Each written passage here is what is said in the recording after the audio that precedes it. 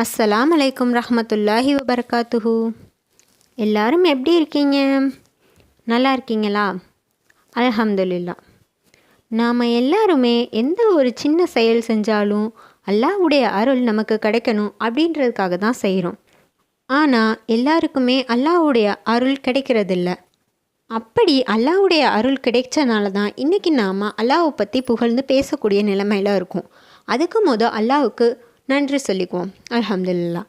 இன்றைக்கி நாம் ஒரு சிறப்பான விஷயத்தை பற்றி தான் தெரிஞ்சுக்க போகிறோம். அதாவது நம்மளுடைய மீசான் தராசு, நம்மளுடைய நன்மை தீமைகளை எடை போடக்கூடிய, நம்மளை மறுமையில் வெற்றியாளர்களாகவும் நரகவாசிகளாகவும் ஆக்கக்கூடிய நம்ம மீசான் தராசுடைய எடையை நன்மையால் மட்டும் எப்படி அதிகமாக்குறது அப்படின்றத பற்றி தான் தெரிஞ்சுக்க போகிறோம். வாங்க நாம் வீடியோக்குள்ளே போகலாம். அல்லாஹ் அல் குர்ஆனில் அறிவிச்சிருக்கான், அன்றைய தினம் நன்மை தீமைகளை எடை போடுவது சத்தியம். ஆகவே எவருடைய எடை நன்மையால் கனமானதோ அவர்தான் வெற்றி பெற்றவர்னு. அப்படி நன்மையுடைய எடையை அதிகமாக்கி நாமளும் வெற்றி பெற்றவர்களாக ஆகணும்னா நாம் என்ன செய்யணும்? 5 வக்து தொழுகணும், நோன்பு வைக்கணும், தான தர்மங்கள் செய்யணும், நல்ல அமல்கள்லாம் அதிகமாக செய்யணும். ஆனால் நம்மளில் பல நேரங்களில் சோர்வின் காரணமாகவும் பொருளாதாரத்தின் காரணமாகவும் நல்ல அமல்களை அதிகமாக செய்ய தவறிடுறோம். அப்படி நாம் தவறவிட்ட அமல்களால் நாம் நரகவாசிகளாக ஆகி நரகத்துக்கு போயிடக்கூடாது அப்படின்றதுக்காக அல்லாஹ் நமக்கு இன்னும் சில அற்புதமான வழிகளை சொல்லி கொடுத்துருக்கான். அது என்னென்னா, அல்லாஹ்வை அதிகமாக திக்ரு செய்கிறது, தஸ்பீக் செய்கிறது, தக்பீர் கூறுறது.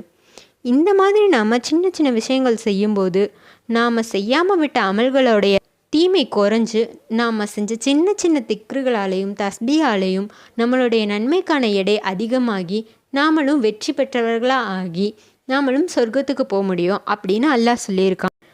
ஆனால் இந்த தக்பீர் ஓதுறது, திக்ரு ஓதுறது அதெல்லாம் பெரிய பெரிய திக்ரா ஓதணும் அப்படின்னா தான் நம்ம மீசான் தராசில் நம்ம நன்மைக்கான எடை அதிகமாகும் அப்படின்னு கிடையாது. அல்லாஹ்வே சொல்லியிருக்கான், அல்ஹம்துலில்லா அப்படின்னு நீங்கள் சொல்லும்போது உங்களுடைய மீசான் தராசின் எடை நிறைக்கப்படுதுன்னு. சுப்ஹான் அல்லாஹ், அல்ஹம்துலில்லா அப்படின்னு நீங்கள் சொல்லும்போது வானத்துக்கும் பூமிக்கும் இடையில் உள்ளவற்றை நிறைக்கிறேன் அப்படின்னு அல்லாஹ்வே சொல்லியிருக்கான்.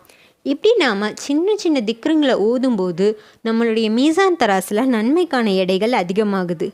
இப்படி நாம் மீசான் தராசில் நன்மைக்கான எடைகளை அதிகப்படுத்துறது மட்டும் இல்லை, நாம் அதிகமாக திக்ரு ஓதும்போது நம்ம மீசான் தராசில் இருக்கக்கூடிய தீமைகளோட எடையும் அல்லாஹ் அழிச்சு காட்டுறான்.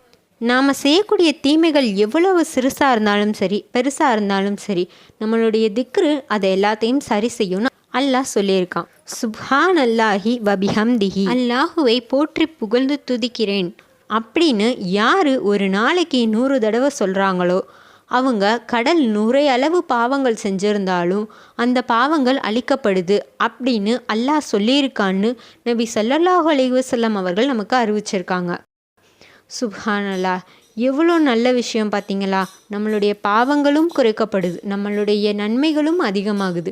இந்த மாதிரி நாம் சின்ன சின்ன தக்பீர் ஓதுறதுனாலையும் நாம் சின்ன சின்ன நல் அமல்கள் செய்கிறதுனாலையும் நாம் மீசான் தராசில் நன்மைக்கான எடை அதிகமாகி தீமைக்கான எடை குறைஞ்சு நம்ம எல்லாருமே வெற்றி பெற்றவர்களாக ஆக முடியும்.